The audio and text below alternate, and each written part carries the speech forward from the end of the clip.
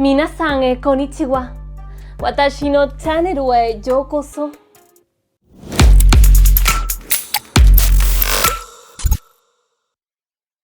Bienvenidos un lunes más a el canal de Momoko. Hoy voy a hablar de un tema en el cual soy una auténtica experta.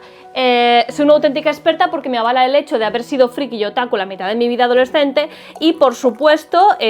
haber leído suficientes libros de Satori Ediciones como para poder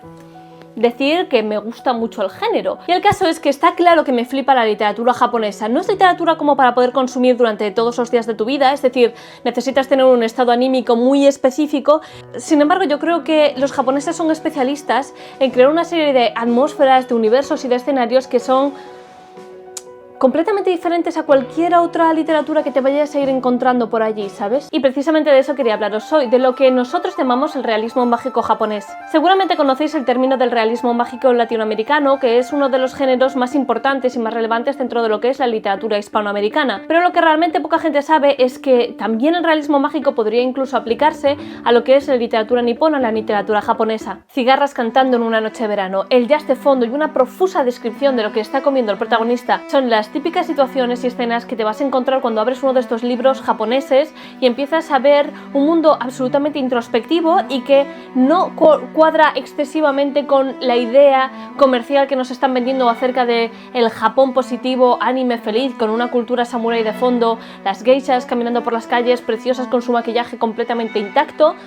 sino que poco a poco y cada vez más nos empiezan a llegar este tipo de historias costumbristas que nos muestran a los protagonistas de las historias y de los libros japoneses como personajes increíblemente solitarios, incapaces de conectar realmente con las otras personas que les rodean y que de golpe, de alguna manera completamente accidentada, ven como todo su universo empieza a desmontarse desde alguna perspectiva onírica y extraña y como cosas que realmente no tienen sentido empiezan a colarse en su realidad y en su día a día. Y es que el realismo mágico navega a través de todas estas historias que parecen completamente realistas, pero sin embargo que se inclinan ante el peso de lo desconocido y nos introducen en una especie de mundos o de escenarios o de situaciones que parecen completamente mágicas y que parecen sacados de contextos oníricos sin venir demasiado a cuento, pero que de alguna manera son capaces de naturalizar terriblemente. Estas son historias que encontraremos, por ejemplo, en la obra de Hiroko Yamada o que encontraremos muy a menudo en las obras de Murakami, que es uno de los autores más populares de lo que es el término del realismo mágico japonés. Y son personajes que de alguna manera, como por ejemplo puede pasar en Kafka en la orilla, acaban de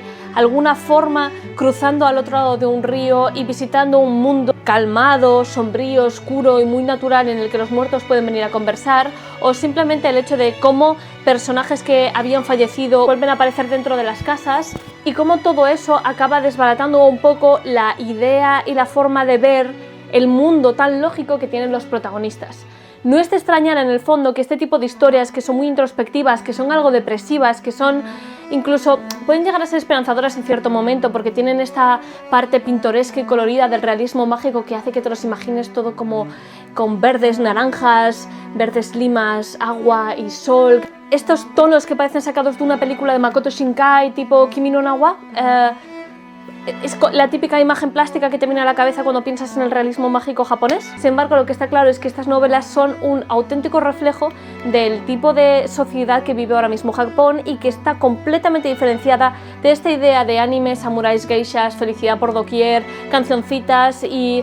autosuperación y compañerismo, sino que realmente es un país que muy a menudo se ve abocado a situaciones de terrible soledad, a situaciones de increíble dolor y sobre todo a la incapacidad en muchas ocasiones de llegar a conectar como individuos con otras personas, incluyendo tu propio marido, tus propios familiares o tus propios amigos de toda la vida. El realismo mágico japonés permite que autores como Haruki Murakami o Hiroko Yamada exploren los territorios de los desconocidos y sobre todo que exploren y puedan narrar las dimensiones más oscuras del propio ser humano, su soledad, sus mundos interiores y también cómo el silencio de unas vidas completamente desconectadas a menudo les permite ver y ser testigos de lo que hay al otro lado del velo de los vivos o al otro lado del velo de nuestro mundo. Así, todas estas novelas, como por ejemplo el 1984 de Haruki Murakami, empiezan explicándonos cómo es la vida de uno de estos protagonistas, una vida que suele ser ordenada, lógica, basada en la serie de costumbres y que buscan pequeños placeres en el hecho de cocinar pasta,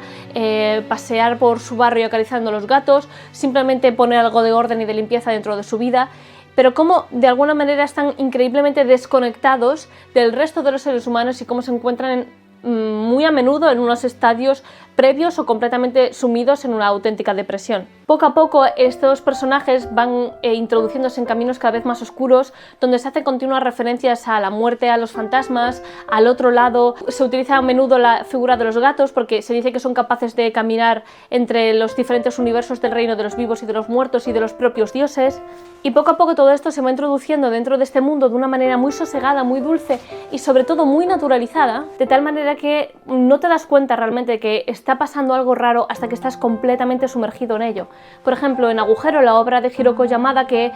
publicó recientemente Impedimenta y que me pareció absolutamente maravillosa, Asahi, la protagonista, pasa una gran parte de la novela hablando con el hermano de su marido sin saber que realmente el hermano de su marido ha fallecido hace muchísimos años, porque en su familia nadie habla de ello. Entonces estos autores apoyan mucho en la privacidad de los japoneses, en el hecho de intentar no molestar con sus sentimientos, penas o emociones al resto del mundo, y cómo lo vuelven todo como una esfera hiper privada, hasta el punto de que la familia de su marido nunca le comunica a su mujer que su marido tuvo un hermano y que está fallecido,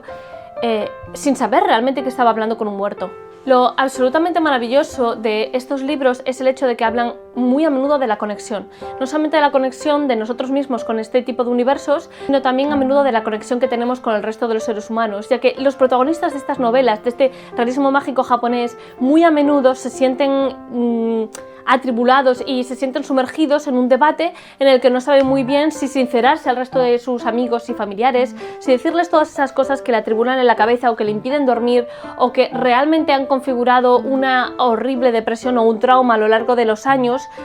o simplemente seguir con el status quo y continuar hacia adelante. Y esa es una de las casuísticas, este silencio, este ostracismo que sienten dentro de una sociedad completamente funcional. No nos equivoquemos, no hablemos de ermitaños, hablamos de gente como tú y como yo que prepara pasta todos los días en silencio o prepara la comida, va a la piscina a nadar cada mañana, tiene sus amigos, sus relaciones, pero realmente no está absolutamente conectado con el resto del mundo. No sé si me explico. De personajes que van buscando las pequeñas cosas, un remanso de felicidad,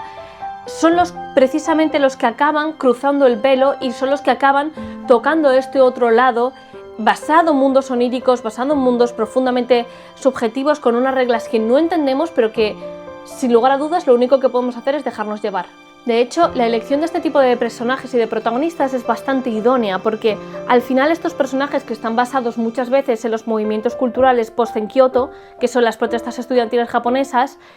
con unas personalidades completamente planas que no se mojan en cuanto a lo político, ni en cuanto a lo sentimental, ni en cuanto a lo personal, realmente son ideales para que el lector pueda leer este tipo de obras y pueda sentirse increíblemente identificado con estos mismos personajes. Y esto al mismo tiempo suaviza la transición de estos nuevos universos y mundos oníricos que crea el propio autor y al que al final sumergen por completo al personaje y al lector de per se. Me encanta porque este tipo de obras además suelen combinar cosas que son fascinantes, como por ejemplo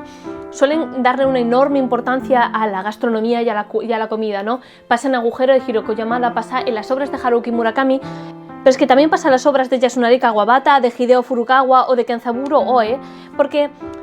guardan un espacio muy importante y muy valioso para hablar de los platos, de la gastronomía, de la comida y de cómo el momento en el que ellos mismos se alimentan es una experiencia prácticamente espiritual y onírica. Es importante tener en cuenta que esto también viene con la cultura japonesa, donde la gastronomía para ellos es esencial, tiene una enorme cantidad de reglas acerca de lo que es una alimentación correcta, acerca de cómo debes repartir toda la comida dentro de un bento y cómo tienes que ir cogiendo un bocado de cada cosa y no comer una cosa primero y luego otra y luego otra, lo cual es el pavor de una persona con trastorno autista, pero bueno, no pasa nada. Pero no solamente eso, sino que de hecho hice un vídeo hablando del papel de la comida dentro de la literatura, que no tuvo mucho éxito, pero yo disfruté mucho haciéndolo, sino que en realidad autoras como Hiroko Yamada o como el propio Haruki Murakami utilizan este tipo de recurso de la comida para expresar realmente el verdadero estado anímico y emocional de los protagonistas, porque como están tan desconectados de sus propios pensamientos y emociones, es la única manera en la que nosotros tenemos, y eso que a menudo se apoya en un narrador en primera persona, de saber exactamente cómo se sienten y qué es lo que están viviendo en ese momento. Al final, para estos protagonistas, que son incapaces de hacerle frente a la vida, a las emociones, a los sentimientos,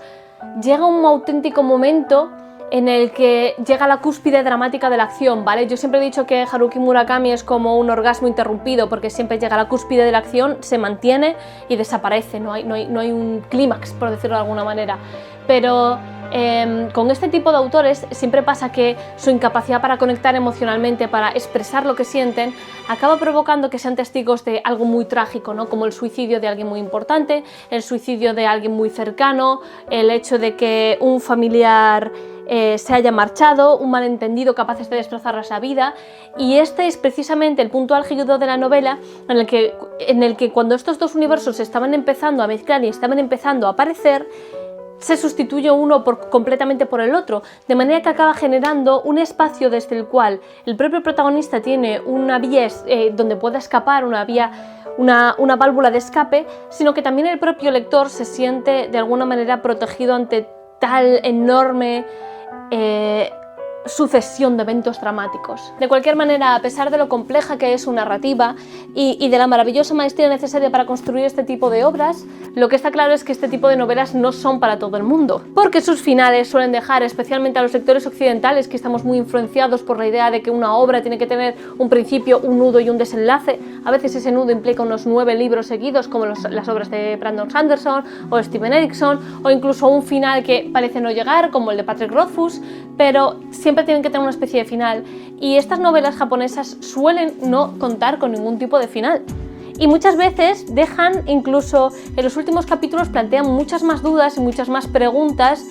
que debe resolver el propio lector autoexplorando su experiencia de lectura y autoexaminándose a sí mismo y autoexaminando su psique, y que no te las provee el propio autor de manera machacada y digerida como pasa con la mayor parte de la literatura contemporánea occidental. Así es como la vida misma, los autores japoneses no detienen el tiempo ni escogen un impasse con el que acabar sus obras.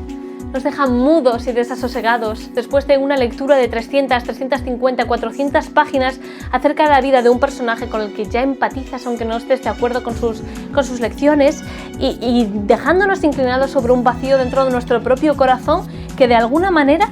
no estamos acostumbrados como occidentales a mirar, ni mucho menos a explorar, ni mucho menos a llegar a procesar, y preguntándote, ¿y ahora qué? ¿Ahora qué va a pasar? Y es que ahí es realmente la fuente de la magia de este tipo de literatura japonesa, porque jamás te han ofrecido una explicación de qué es lo que está ocurriendo en esos universos oníricos, ni al principio de la obra cuando los muertos empiezan a hablar, ni en el nudo cuando ya te veías perdido por esas montañas de silencio y de soledad que eran increíblemente abrumadoras, ni mucho menos ahora al final. Lo único que te queda es una reverencial contemplación de todo lo que has experimentado y todo lo que te queda por experimentar, y lo pequeños que somos ante unas fuerzas universales que sin lugar a dudas ni conocemos ni podemos controlar. Y eso es todo por esta semana, queridos sociópatas. Espero que os haya gustado este vídeo. Yo creo que lo englobaría dentro de mi categoría de los vídeos así en plan rollo culturales, que me apetecía un montón hacer cuando volví a relanzar el canal, cuando cambié todo el de Let's go, ta, ta, ta, ta, ta, ta, ¿sabéis? Y que yo quería hablar más acerca de géneros y misceláneos dentro de la propia literatura. Sé que realmente a lo mejor a algunos de vosotros este tipo de vídeos no os ha convencido tanto, pero en mi honor y en mi defensa subí una encuesta a Instagram y vosotros votasteis. Estabais bastante equilibrados con uno de los vikingos. El de vikingos, la verdad es que me gustaría grabarlo con diferentes escenarios, con algo más de tiempo y que quede súper guay, y precisamente por eso me lo estoy como reservando para ir grabando a trocitos. Como siempre, muchísimas gracias por ver este vídeo conmigo hasta el final, un vídeo en el que, por cierto, no he bebido alcohol porque soy una joven completamente sana, dice, después de comerse la porción de 4 personas en pasta con tomate y atún y beberse en una taza, porque así queda mucho más aesthetic. Y quizás de esa manera subsana un poco el hecho de que llevas un maquillaje bastante cutre. Silencio, Ren, no Ren. Bueno, un Monster blanco. El caso, muchas gracias por ver este vídeo hasta el final, por acompañarme con mis locuras. Nos vemos, no lo sé, pronto, quizás un lunes. Bueno, si voy a subir vídeo va a ser un lunes, pero nos vemos pronto en este mismo canal. Recordad que si me seguís en Instagram me vais a ver hacer el gilipollas, y además subiré votaciones para que me podáis decir realmente cuál de los vídeos que se me han ocurrido hacer para esa semana os apetece más ver. Y de esta manera, pues entonces controlar un poquito el contenido que se vaya a subir, ¿vale? Muchísimas gracias por ver este vídeo hasta el final y nos vemos pronto, ¿vale? Dejadme un comentario, porfa, diciéndome qué os ha parecido el vídeo, que es un vídeo un poco raro, ¿vale? Nos vemos. Chao, chao.